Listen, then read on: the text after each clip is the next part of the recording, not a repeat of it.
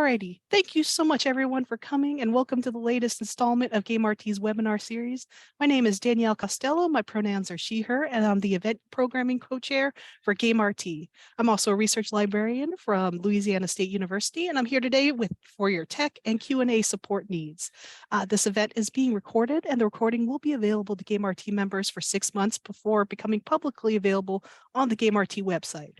We're also streaming this session on Twitch. Hello everyone on Twitch. Twitch demand will also be accessible after 6-month member only period. If you aren't following us on Game RT Twitch, please do so and give us a follow so we can build that channel. Links will be for everything in the chat very soon. And for anyone previously not familiar with Games RT, we are the Games and Gaming Roundtable of the American Library Association. Our mission is to promote gaming in libraries, whether it's programming, collection development, community building, prototyping, playtesting, or research. All that, we're here to help. Game RT has 2 professional development series, as well as a slew of Twitch different programming and actual plays. These events usually alternate each month and have a couple events that are coming up. Before today's session, I'm going to let you know. PS, if you'd like to advance the slide, please. Excellent. So this Friday, December 16th, we will be playing our Low Stress High Mayhem, which is a TTRPG live stream series on Twitch. This is where we explain a game, play the game, and then talk about how that game can be used in library programming. Join us this session as our hosts delve into the micro RPG Honey Heist by Grant Howitt.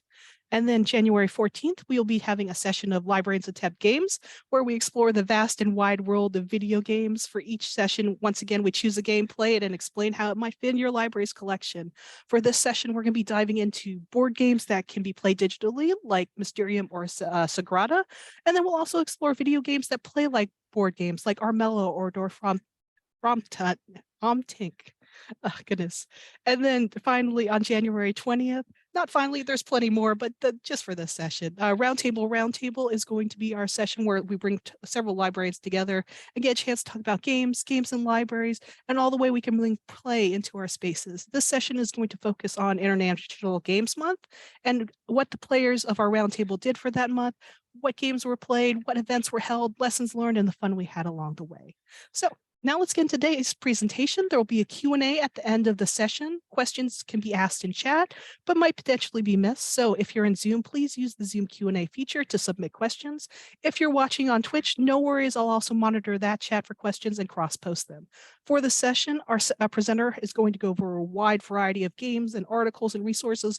Do not worry, we have them all linked into a session document that we're going to link throughout. So don't worry if you are excited by anything that's coming up, we'll post it in the chat as well. So all that taken care of, please everyone welcome PS Berge. PS Berge is a doctoral candidate from the University of Central Florida and the director of Discord Academic Research Community. The research falls in the intersection of queer and trans game studies, especially tabletop role-playing games and gaming fandoms, the toxic techno-cultures, including cross-platform dynamics and white supremacist recruitment. Their work has appeared in game studies, new media and society, and everywhere. Website will be linked below. Thank you for presenting today, and PS, I hand things over to you. Perfect. Thanks so much, Danielle. I am gonna just quickly get my chat set up here. Okay, yeah, amazing. Well, thank you again to the Gaming Roundtable for having me for this event. Again, my name is PS Berge. PB is also fine. I'm a doctoral candidate at UCF. I study games, I study culture. Thank all of you for being here today. So in this talk, Dice, Zines, and Gay Pirate Queens, Queer Horizons, and Tabletop Role-Playing Games, we're going to be talking about tabletop RPGs, or TRPGs, queerness, trans things, and zines. And just as a heads up, old habits die hard. I'm going to sometimes say zines, sometimes zines, potato, potato. It's just going to happen. But for reference, you can contact me at my email here. I am also chronically online on Discord, and I am in the Game RT Discord server, so you can find me there as well. So without further ado, I want to give you a quick roadmap of where we are headed. I'm going to talk for about 40 minutes, and so I have broken this talk down into 4 sessions to be theme appropriate. First up, we're going to begin with a discussion of the queerphobic underbelly of the tabletop gaming hobby and reactionary gamers online. Next, I will show how queer tabletop role-playing game Zinesters are carving out a new horizon and space for the possibility of queer play. play. From there, we're going to focus in on zines, jams, itch.io, and how making games can change the game. And then finally, in session 4, we'll discuss the ongoing work to curate and support queer game projects, and how you can bring some of that home with you. Now, I'll be covering content across a handful of previous talks and publications I've done over the last year and a half or so. We'll be talking about queer games and zines. And so if you're interested in like consulting any of my past research on that, there will be links to a few of my papers in the resource documents, and I have extended versions of like talks I have given in the past that I'll be drawing from here, which you can also find on my website. So first, some quick context. The tabletop gaming hobby has changed drastically in the last decade, and especially over the course of the pandemic, pushing its digital connections in what Aaron Trammell has called the virtual economy of tabletop role-playing games. And it's important to note that TRPGs are taking advantage of their digital affordances. And as I like to say, the table is everywhere now. Specifically, actual plays and podcasts like Dimension 20 and Critical Role have elevated TRPGs in mainstream media and drawn in marginalized players who were previously alienated by the hobby. At the same time, indie TRPGs are now funded and circulated through Kickstarter and itch funding, while markets like itch.io and DriveThruRPG are central hubs for indie game distribution. And finally, virtual tabletops or VTTs have opened the door to players who might not be comfortable playing at the local game store. And so games are now often developed for online play and distribution. And so, in large part because of this, tabletop gaming is now more diverse than ever. But if you are here at this talk, you probably know this already. And I'm assuming most folks here have an interest in tabletop games, whether that's in playing them or running them or facilitating their play. But here's the thing, it's a big damn hobby. Tabletop gaming is in the midst of a renaissance right now. We have celebrities playing D&D. An actual play is one of the most popular channels on twitch.tv. And every month we have dozens of new games dropping. Everyone here likely has different experiences with tabletop games, and you're probably thinking of wildly different games when I reference TRPGs. Um, And so one thing I'd love to know before we dive in is what games are you all currently playing? What tabletop games are featuring in your weekly sessions, in at your schools and libraries? And what have you been playing recently? I'm so curious where this group comes from, like Ludo demographically. So feel free to please spam in the chat. I want to know where folks are coming from, Bree games and whatnot. Um, this horrifying barrage here is just a handful of the games that I have played and or run relatively recently. That shelf behind me is all TRPGs. It seems that even when you spend your time researching analog games, there's simply no way to see or to play or be aware of everything. Okay, I am so curious here. 2D&D campaigns, run one-shots, mostly Honey Heist. Hell yes, we'll be talking about Honey Heist a little bit later. D&D with a homebrew world. We love it. Legends of the Woolen. Ooh, interesting. Cortex sci-fi. Oh, I love that. No, thank you, Evil. Magical Kitty saved the day. Oh, amazing. Kids on Brooms. Yes. Oh my goodness, Rebecca, that is such an awesome list. One shots, lots of D&D, Pathfinder. Oh, I'm loving this. Curse of Strahd, arguably the best D&D campaign. More D&D. Perfect, perfect. Okay, great. This was also just me sneakily farming some game recommendations out of you all. So thank you so much for contributing. We'll be talking about D&D in just a second here. Now, my hope in this talk is to give you a broader portrait of the TRPG hobby, both its troubling roots and also its horizons. In particular, I'll discuss the difficult histories and present realities of the hobby and show how we might look beyond big name games like Dungeons and Dragons and learn from queer and trans TRPG designers who are changing the game in indie game spaces. We'll then discuss the making, archiving, and playing of queer indie RPGs, how we can engage zine games safely with students and new participants, and how we might center queer play and making in our own pedagogy and curation. So first, in session 1 here, we're going to start with the hard context, the grim reality of tabletop gaming culture. And this is an abbreviation of a talk I gave at Generation Analog earlier this year, and you can find the full version on my website. But with that said, I want to take us back to the early wargaming scene. Dungeons and Dragons historian John Peterson points out that early war games, which eventually grew into some of the most popular tabletop role-playing games, were preoccupied with realism and simulation. Michael Corns wrote in 1966 that there is only one rule to our war game: simulate reality. And as early D&D evolved out of these war games, it did not entirely abandon this motif. Now, while Gary Gygax, the so-called father of D&D, argued in 1979 that D&D was entirely uninterested in realism or simulation, Peterson notes that D&D did not abandon the old school promise to simulate reality, but instead strove for a system that represented magic and monsters in a balanced way, preserving the logic of the fantasy literature that these games emulated. And we can call this fantasy realism. Fantasy realism is a common sense that governs D&D's design and at the table execution, and this is encoded into the game's lore, and it shapes how monsters, game physics, and even style guides are designed.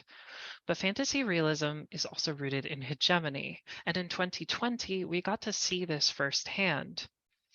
Um, in June of 2021, Ernie Gygax, son of the father of D&D himself, made transphobic comments in an interview, lamenting that we're not going to get back to the diamond that was Dungeons and Dragons.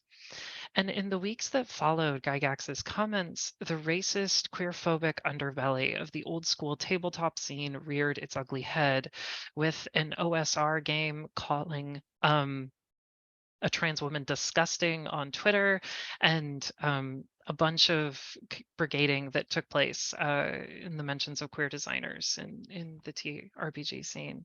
And this moment highlighted a contention within the larger community about the toxic origins of the hobby. And reactionary D&D fans on Twitter and YouTube generally rallied around a far-right dog whistle.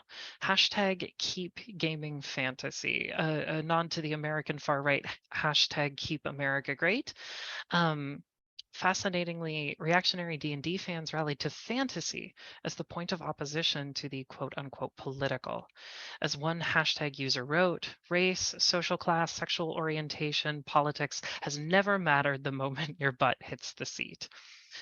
So if the political means the multifold identities of trans, queer, and non-white people, then to hashtag keep gaming fantasy is to bound tabletop gaming to exclude these identities. As Misha Cardenas points out, the bodies and lives of trans people of color can feel unimaginable in societies whose common sense imagines that they do not exist. And this is the central provocation of this first session. If D&D is meant to simulate fantasy realism, we must first ask, whose fantasy? Whose reality? And this sets the scene for understanding how much of the modern tabletop role-playing game hobby has evolved. While there are alternative histories, especially games which grew out of LARP scenes or online role-playing forums, the most popular games, what we might call the Big Lizard's Old Rooms games, evolved from this specific canon, and these boundaries around reality and fantasy persist. I bring this up because this is an important thing to acknowledge in the context of our hobby. The games we play are not neutral, and the tables we play at are not neutral. Tabletop gaming has been carried into the limelight on the wings of a game which remains moored in exclusionary and queerphobic logics. And I'm not the first person to point this out. The legacy of queerness in tabletop role-playing games is messy. Tabletop role-playing games grew out of a largely conservative wargaming culture. Early tabletop games featured limitations on character gender and even labeled queer identities as sexual disorders. Broadly speaking, the evolution of queerness in tabletop role-playing games, like queer video games, has followed a two-pronged path. Industry-supported games have made limited efforts towards basic representation, while independent role-playing games consistently push the boundaries of queer game possibilities. So, what can we do? What can we do to make sure we're creating space for games that are fun and inclusive and empowering and safe? Well, the answer here is more complicated than throwing out our players' handbooks and picking up copies of Thirsty Sword Lesbians. And so now I want to turn us to the work being done by queer and trans designers in tabletop gaming spaces. I want us to see how games can encourage queer play. So, welcome to session 2, Rage and Potatoes, the name of which will make sense in a moment. Tabletop gaming has a murky legacy, but as I've written about and will keep writing about, there are so many games out there by queer and trans designers that do not share this baggage. Thirsty Sword Lesbians includes explicit advice on how to tell trans stories through play. Apocalypse Keys, likewise, makes space for queer themes by putting players in the shoes of monsters hunting monsters and trying to avoid doomsday. Voidheart Symphony uses cards and a tarot system to talk about finding queer community. And Extreme Meat Punks Forever, you're literally a gay pilot in a giant meat mech suit fighting Nazis. Um, but all of these are still big name games with hundreds of rules, and you don't need that to encourage queer storytelling at the table. Online in indie and zine spaces, we're seeing games that push the limits of trans play and storytelling. Lichcraft is a game where you play as a trans person who, in order to survive the 300-year waitlist for trans healthcare in the United Kingdom, has decided to become a lich in order to outlive the system. And there are so many more games about queer bodies, love, rage, doom spiraling, sex, community, healthcare, even academia, and more. But before we get too far into this and I continue rattling off some of my favorite games, I want to raise a serious question, and that is what makes a game, especially a tabletop role-playing game, queer or not? We might take Dungeons and Dragons as an example here. D&D does include specific mentions of queer play. It includes some gender fluid and genderless species. And yes, look up Lichcraft. It's an amazing game. And D&D is certainly popular with queer people. But would we call it a queer game? I think this is a trick question. I am actually super disinterested in whether or not games are or are not queer, whether they fit that label or that tag. Instead, I am interested in how we might look at the ways that games support the possibility for queer play, both mechanically and narratively. Other scholars have generally broken these down into two features, what we call cues for queer play and structures that support queer play. Allow me to briefly characterize both. The first of these is queer cues, which are more overt. Stenros and Savonin have conducted several studies on the history of queer representation in tabletop role-playing games. They argue that even the most fleeting mention, a veiled remark, would signal that the game world does indeed feature queer people. They later refined this, writing, cues for queer play remain a controversial issue. The publisher and designer, the creators of the text, signal if queer play is tolerated, encouraged, or expected. So we can see queer cues as both overt and subtle signals that invite queer audiences. But while mainstream games like D&D have finally begun to include such cues for queer players, mainstream TRPGs more broadly have struggled to develop meaningful queer structures. Queer structures, on the other hand, are an important step beyond cues. While cues are important for signaling to new queer players that they are welcome, queer structures engage queer play at the deeper narrative and mechanical levels. Avery Alder defines this best when she writes, games are made queer when they have structural queerness. Structural queerness is fundamentally about challenging the frameworks of how stories get told. It's about subverting systems through queer mechanics and creating new ways of seeing desire. Now, let me give a quick example that I generally use to differentiate a queer cue from a queer structure. Tabletop games often invite players to list their and or their character's pronouns on the character sheet. And this is a cue to players that knowing and respecting pronouns is important and is a signal that the game world does indeed feature queer people. But let's compare that to Jay Dragon's role-playing game Sleepaway, which includes the following prompt. For each camper, choose two genders, one from each column. And in column 1, we have genders like masculine, feminine, full, and empty.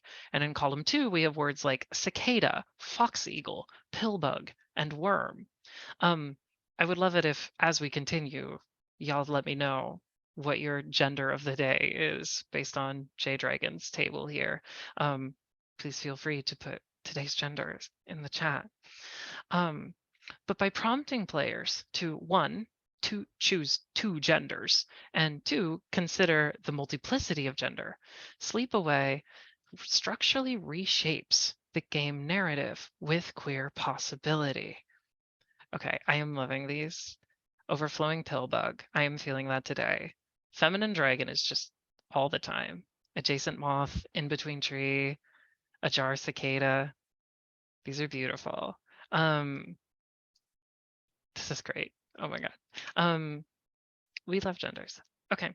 Now, while both takes on pronouns that I've just shown are important, one mechanic leaves space for queerness, while the other actively supports queer interactions. And note that neither of these cues or structures make these games inherently queer, right? But rather, cues and structures are things we might find or insert ourselves into any game. Structures don't even need to necessarily be built into the game text. For example, one of the most important structures I highlighted in a study on queerness empowered by the Apocalypse games last year was safety tools. Tabletop role-playing game safety tools are just a handful of common practices circulated by the community, but they are so important for fostering a space to safely tell queer stories. Some common ones in the community are the X card, which immediately stops the game if a player is made uncomfortable, script change tools that allow players to rewind, fast forward, or pause the narrative, the CATS sheet that the facilitator uses to clarify the concept, aim, tone, and subject matter of the game, and a system for sharing lines, topics players don't want to exist in the story, and veils, things they don't want to see on screen. And whether or not these games include these specifically, this is an important structure that facilitates the possibility for queerness. So now I want to turn to the work that many queer designers are doing in tabletop game spaces. How do they play with and engage these structures? While a lot of our scholarly attention tends to be pulled to big name games, especially Dungeons and Dragons, the place where we see innovation and what kinds of stories we can tell through queer play is in what we might call zine games. Let's start with one y'all might be familiar with.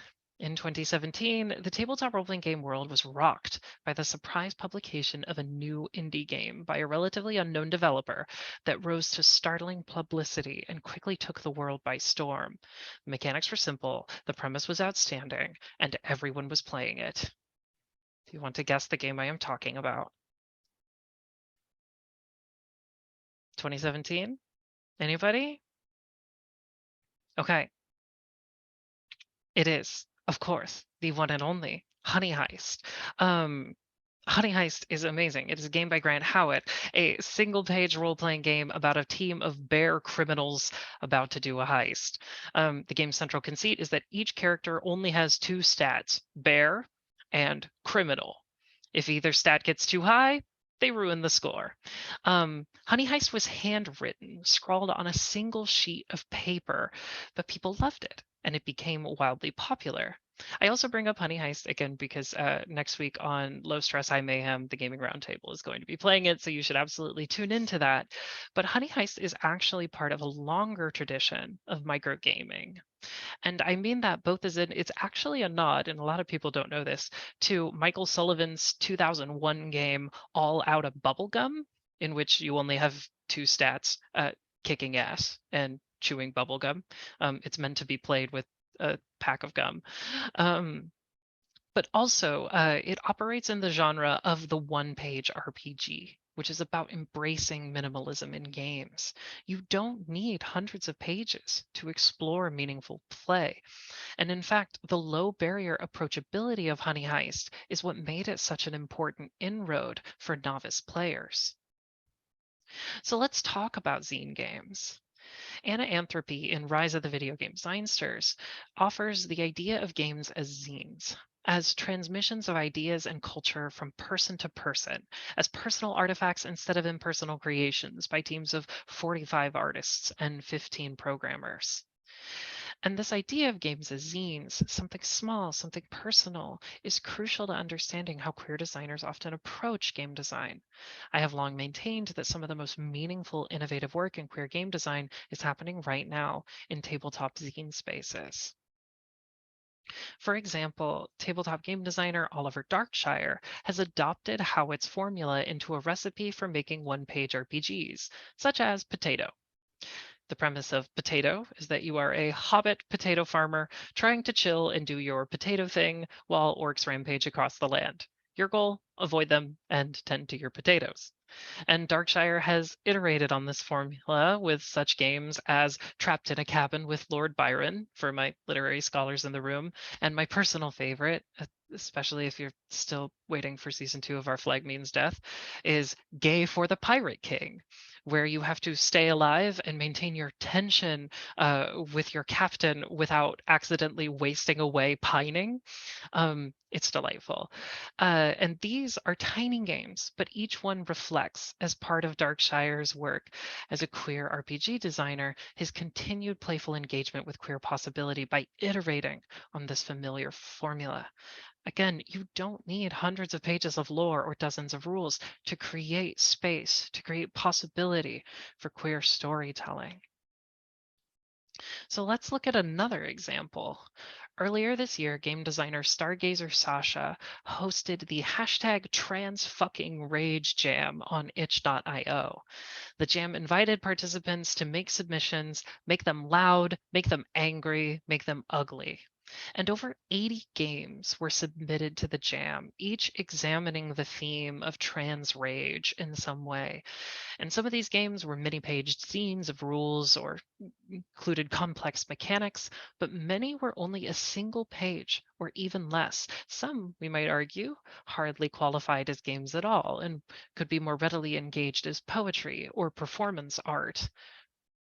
For example, Kenzie's project by Stargazer Sasha is more literature than game, with the background consisting of long journal entries written by the protagonist about her experiences of transphobia as a grad student in academia. Insert Gender Here by Golden Abyss is a one-page RPG where you write your gender on a piece of paper and then cut it out and do something with it, depending on how you're feeling about your gender on that particular day. And Kay Marlowe's And With My Anger I Will Grow is a one-page RPG about tracking your real life rage. And when you feel you are about to have an outburst, rolling on a table to determine what self-soothing strategies you are going to turn to. And each of these games are, again, deeply personal, tiny, largely unmarked, but they are doing so much work in exploring queer mechanical and narrative possibilities. I show you this because I want to emphasize that the queer horizon of the tabletop role-playing game hobby lies in zine culture. This is where we can see games made by and for queer folks that are attempting experiments with play and storytelling well beyond anything we've seen in mainstream games. And yet, I am talking to a proverbial room of librarians, curators, teachers, and game facilitators. And me telling you, hey, there's queer folks doing really cool, punky things on the internet might not necessarily help your programming. So if the question you are asking right now is, okay, cool, what am I supposed to put on the shelf in my school and library? I'm so glad you asked. Welcome to session 3, Hack It Till It's Yours. I'm going to take a quick sip of water. Thank you, by the way, for the potato emojis in the chat. Really appreciating y'all's engagement here. So one of the big takeaways I want to give you here is that tabletop zine culture is about playing and making all at once. These are entangled acts. And Monster Hearts author Avery Alder said it best when she said, "There's something beautiful about tabletop role-playing games where you can play a game once and then you know how to design your own. You engage with the mechanics of the game directly. Tabletop role-playing games are transparent, replicable, and hackable." By playing or running a tabletop role-playing game, you have already entered into an act of co-creation. You've contributed to the facilitation of the mechanics and the narrative.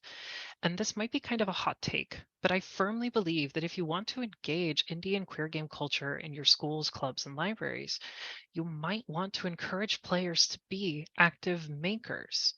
We don't have to settle for just teaching players how to play. We can also teach them how to make, how to engage with the larger game communities.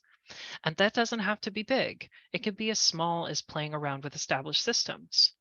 But something I have often seen is people talking about lowering the barriers to tabletop gaming, but it's not enough to just lower the barriers to play. We want people running games, making games, and building community. So let's play with this. Let's make some games. If I haven't utterly alienated you by this point, I'm going to give you a tool, a very silly, very bad tool to make your own one-page RPG. This is a generator that I coded last semester with some colleagues who wanted to make some very silly games. I would love for you all to play around with it. And really quickly, because we have a minute, I'm going to show you how this works.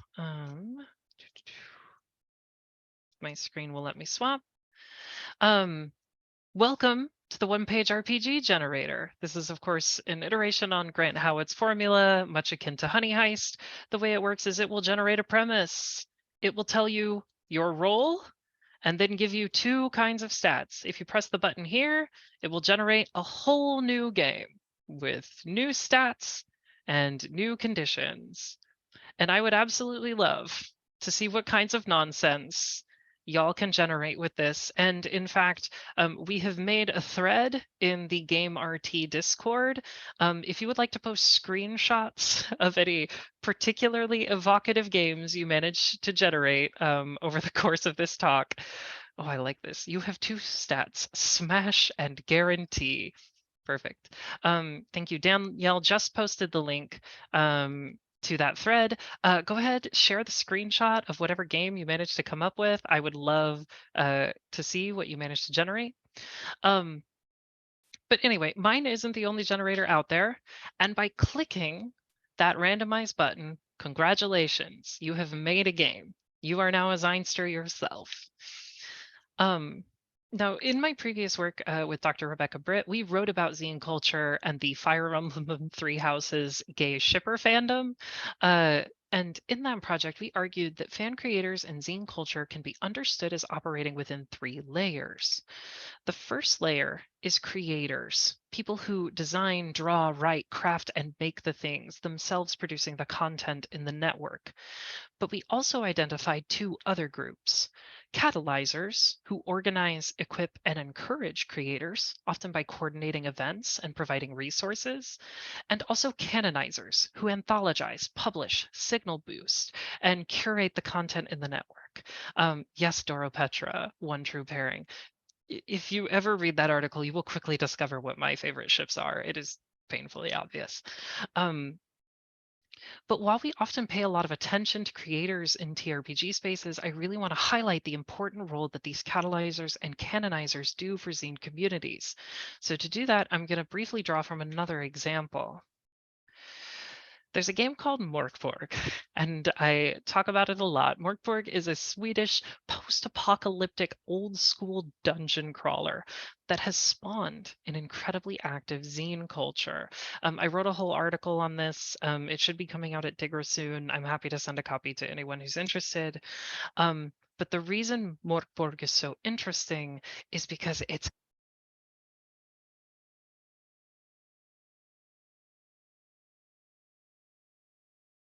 I'm so sorry, my headset died. Can folks still hear me? Can I get a quick thumbs up? Yes, you're still good. Okay, cool. Sorry about that. The reason that Morkborg is so interesting is because it's a punky death metal Swedish game where you die a lot, and yet it is so beginner friendly. So many people have flocked to it, and it has a really, really big queer player and designer community that's a part of it. And I was interested in why and how it had managed to attract so many newcomers. And the reason is the game encourages new designers to make their own Mortarboard content.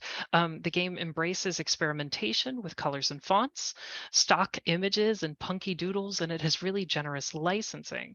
And as a result, over 1,000 zines and supplements were published by fan creators in the first year since Mortarboard was published. Now, Morkborg's Zine culture is primarily concerned with attracting newcomers and embracing what we could call an everything counts mentality. They reward crap game design, celebrating the act of making. Here's examples of game jams run by the community that awarded points to entries based on criteria like how holier than thou or yellow and or difficult to read entries were. Or here was another one, the 24-hour misery jam that gave you 1 point for every font that was used in your submission. Now, we might compare this, if I could be so bold, to the standards of another mainstream tabletop gaming marketplace, the Dungeon Masters Guild. Here we see a marketplace meritocracy that's about replicating strict patterns and rules. All of the titles here rely on proprietary fonts, commissioned original artwork, and a fantasy realist painted art style. There's no stock graphics here, and it requires that third-party publishers for D&D master extensive licensing, style, and content guidelines in order to publish their work. And when you think about it, is it there any wonder that we've seen an explosion of engagement from new designers in the Morkborg fandom? Is it any wonder it's become a hub for queer players and makers? When we lower the boundaries to making, this is what happens. More people come, more people participate, more people begin to forge community. And there are other key curators in the network here. The most impressive example of this, and I'm hoping because librarians, y'all can geek out with me about this, is called Ex Libris Morkborg. It is an edited bibliography of thousands of third-party and official resources. Ex Libris is a curated, tagged, searchable index of all published third-party content made for Morkborg. And actually, I'm going to try to really quickly show y'all what this looks like. Because the archive has been going for a while. They have a bunch of volunteer like dozens, archivists, whatever you want to call them, but it's broken down by categories, and you go into any one of these and it goes through and it gives you a full, like, curated, metadata database, literally anything that has ever been published for this game, this tiny Swedish death punk metal game. And one of the most impressive things about Ex Libris is they made the platform open source, and now a handful of other indie tabletop communities have adopted it and have been using it to index and curate and archive their own games and communities. Take you back to my slideshow. So again, this is such an impressive labor of love that connects community members. It welcomes newcomers. And so zine culture is about making, yes, but it is also about the ways we encourage, connect, and celebrate the work of makers. And so with that, I want to bring us to our last session where I'm going to give you some bigger takeaways, the things to take home with you, the things to quote unquote put on the shelf. If there's one thing I hope you walk away with today, it is this. I firmly believe that rather than focusing on the perfect game to satisfy queer players in your programming, queer players need the tools to make and discover games for themselves. And this is something that we as facilitators, curators, archivists, and teachers are uniquely equipped to facilitate.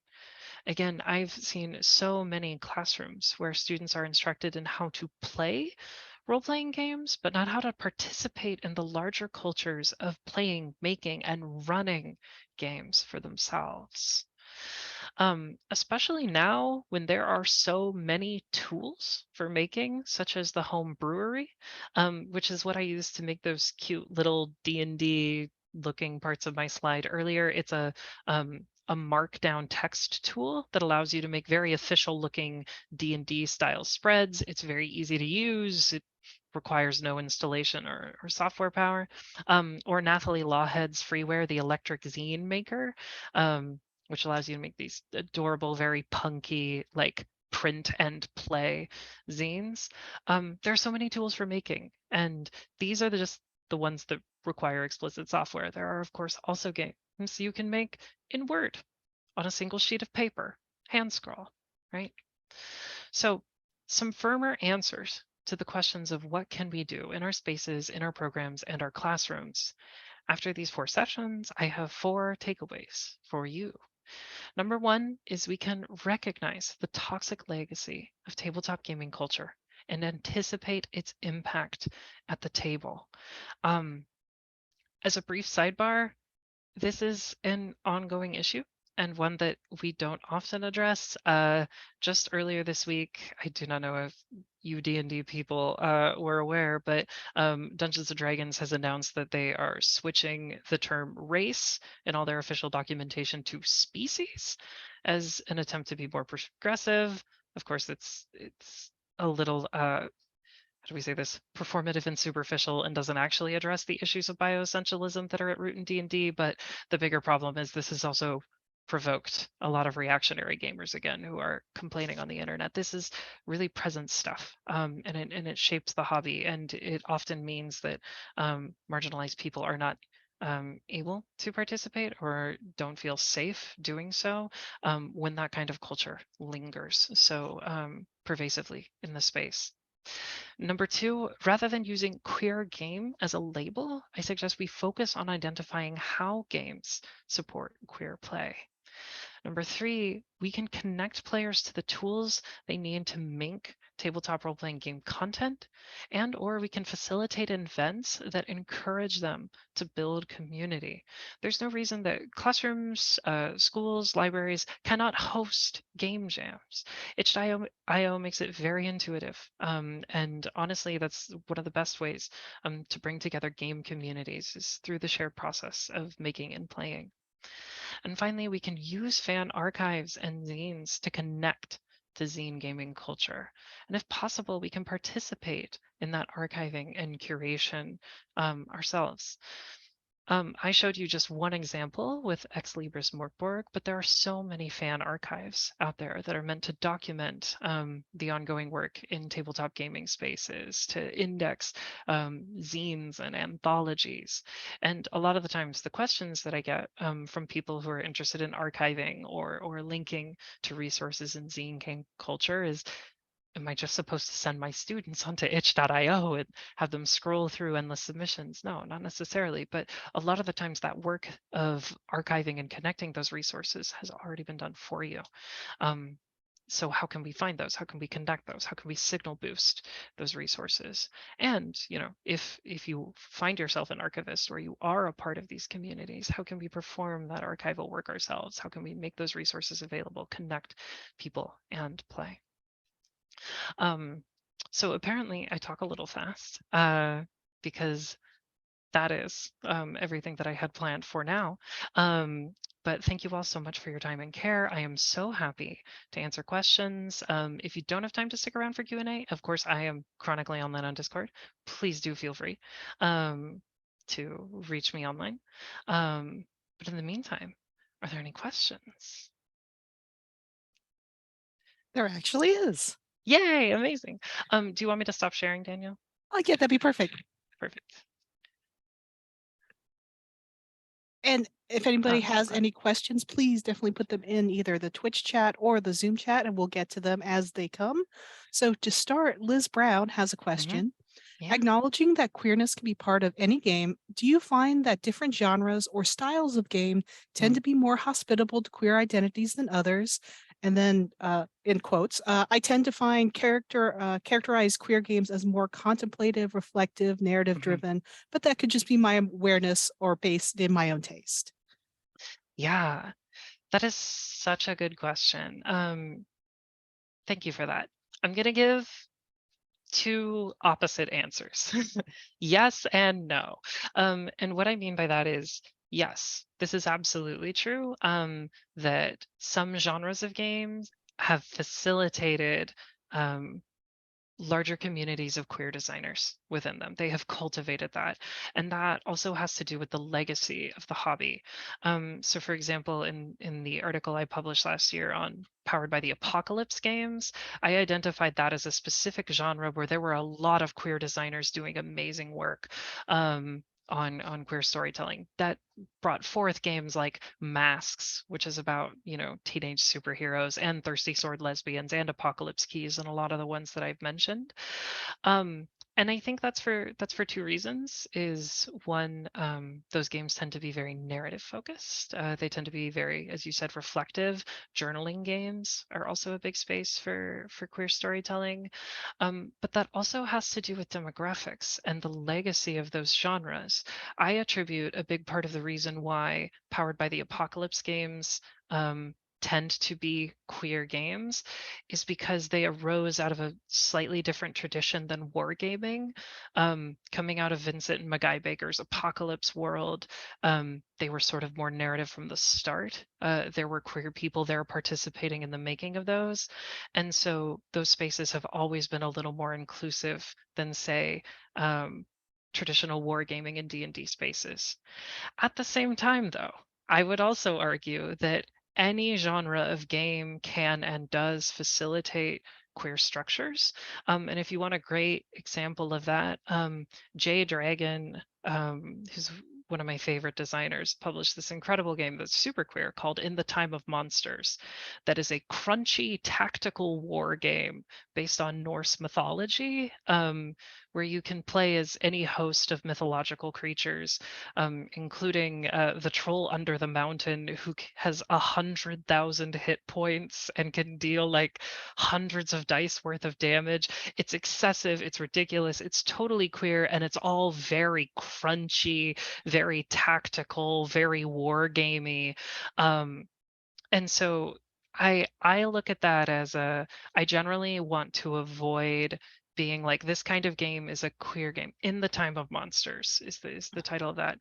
But yes, it is absolutely the case that some genres have traditionally facilitated that more. But I would resist foreclosing other genres where we haven't seen that yet. Long answer, but I hope that gets to it. A brilliant answer. Thank you so very much. Yeah, thank you. Once again, everybody, if you have questions, please definitely add them to the chat. I will take the time to ask my question, Of as is my course. privilege as the host. So what elements do you think would help make a successful game jam? I think a lot of us are very new to the idea of just indie Yeah. games in general. So game jam is completely new horizon for us in Yeah. programming. So if you could lend some expertise to what makes something successful for our participants and patrons. Yes, of course. Um, Game jams are a wonderful way to bring communities of creators together. My biggest advice on this is set a really low floor for expectations, in terms of like what is required to submit. Make it obvious that you are not looking for like somebody's magnum opus, and that novice designers are welcome. Like, put that on the front. Think about what kinds of games would be interesting for your community to like use and play. For example, if you have a regularly meeting group of players, maybe it'd be fun to have everyone bring Zines to your event and do some play testing, right? But in terms of what to include in the jam, one, always have a strong theme, whatever that is, and augment that theme with fun starting places, like starting materials. Some of the most successful jams I've seen will include, here's the palette for the jam. Use it if you'd like, but here's 5 colors that we'd love to see you all work with. Here's a playlist for the jam. Here's the music that's inspiring our theme. The more of that kind of content you can put into your jam page, the more like tools people have to engage, where they can listen to the music and be like, okay, I see what we're going for here. Or they can start with the fonts or the colors or the theme or the genre that you're going with. So my recommendation is foreground a lot of resources and like starting things, and then give people permission to deviate from that entirely. That's my experience. Yeah, Excellent. Thank you so very much. And in of the chat, course. Meg Coker has a question about what have you observed re copyright tendencies for those who are interested in archiving? And Molly Porter backs that up, wanting to know more about Mhm. games and archiving. Yeah, no, that's a really good question. And this, there's sort of two answers to this, really three, because there's sort of the social context of like, who do we archive? How do we find these games? How do we do that? There's the legal context of copyright and what does this look like? And then there's also the technical question of like, technically, how do we put these into databases? How do we tag these? How do we present them? Um, so this is something that I deal with a lot as somebody who studies queer and trans games. For example, in this PowerPoint, I showed you a picture of Honey Heist, which is a one-page game. In showing you a picture of Honey Heist, I have inadvertently provided you with the entire original text for that game because it is one page. Now, granted, the attribution is there. It's on the document. It's obvious that Grant Howitt made it, and I, of course, made it clear, and we have linked to that game. But a part of the thing with zine games is that these are games that are meant to be distributed, and they're meant to be distributed not through traditional publishing venues. In fact, that's kind of uh, the thing that makes them distinctive. This is what separates a game like Thirsty Sword Lesbians or Apocalypse Keys, which is published by a third-party press, and Evil Hat is the publisher, and something like the games I showed you from the Trans Fucking Rage Jam. Um, in my experience, if you're interested in the work of archiving those kinds of materials, if you are looking at fan-made creations, all of that will be determined by whatever the third-party license for that game is. And the other nice thing is that sites like itch.io and DriveThruRPG have a lot of both common practice for designers and implemented tools for managing copyright. So you will see when you go to a Zine game, like, feel free to like take, share, print, whatever. And if you don't, like, one of the things that's nice about that is a lot of these smaller zine games, which do boil down to just PDFs, especially the free ones, you can just link the itch page. And I mean, that's sort of what I have done here. And anyone can go to any of those pages and download those documents. Um, on the technical side of things, yeah, the work that's being done right now by the folks at Ex Libris, including I think the person running its name is Walton Wood, and he's an English professor and like also a nerd and very very interested in these kinds of things. They are making those database and metadata tools open source, and so there is sort of this project of how can we expand this, how can we make this more inclusive, how can other fandoms and design communities like take these tools and begin the work of indexing, because Ex Libris is a really good example of how to do a zine archive well, right? It includes enough details to know what is out there and who is making them, but at the end of the day, it still points to the store pages for the original creators. It gives them credit. It's like a big hyperlink nexus. Um, hopefully that answers both of those more or less. Yeah, thank you. Really good questions. Yeah, I think so. And I don't see any other questions just yet, although we have 5 minutes. So maybe I'll ask you what your favorite Boy. structural queer Mm, mm. kind of underpinning, because you've talked a lot about cues and Yeah. structure. Is there one that's like you haven't quite talked about, or just a Mhm. chance to talk more about that? Yeah. No, thank you. The what are your favorite are my favorite questions. I talked about this a little bit in my paper on Powered by the Apocalypse games. One of my favorite things, and the reason I gravitate towards Powered by the Apocalypse games, is they tend to make use of what's called the condition system, and the idea that with that is in a game that uses conditions, rather than mark physical damage for your character, you instead mark a condition whenever your character is defeated. And conditions can be things like angry, jealous, distraught, hopeless. So rather than being like, I took 28 points of damage, you would be like, my character just became hopeless. Um, and that's really, really fun when you're running games like Thirsty Sword Lesbians does this, for example. And you might have a character who's experiencing penalties on their dice roll because their character is jealous. And the only way for them to get rid of that jealousy is to have a meaningful conversation with a friend and take the emotional support action or lash out at another character.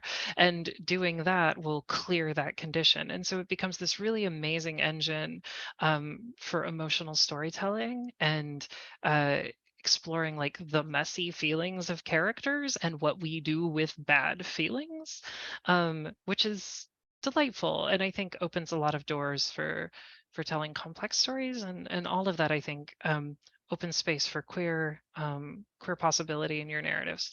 So I'm a big fan of condition systems just in general. Yeah. Excellent. Well, thank you so very much, PS. Yeah. That has been, I think, one of my favorite sessions to date. And Aw. I'm just so glad you're able to talk to all of us today. There is a multitude of thank yous and gratitude within the chat. So, Well, thank um, you all. You've been amazing. yeah, I think well, this might be the closing. So if you need to contact PS, all of that information is in the resource link we've attached to the chats, and we will put that in the email that follows as well for everyone. I don't think I have any much to say, although I will give you the last few words. PS, if you'd like to Yeah. have a closing. I just wanted to say thank you all. You've been wonderful. Thank you for the potato emojis. And yes, Eleanor, if there's one takeaway, it's play Thirsty Sword Lesbians. As a tiny personal sidebar, I actually met my fiance playing Thirsty Sword Lesbians. So now we're playing Thirsty Sword Lesbians IRL. It's a good game. Check it out. Excellent. I can't think of a better closing. Thank you Perfect. so much, Roundtable. Thank you, everyone, for coming today. And that has been a Game Roundtable webinar. Take care, everyone, and have a wonderful day. Bye all.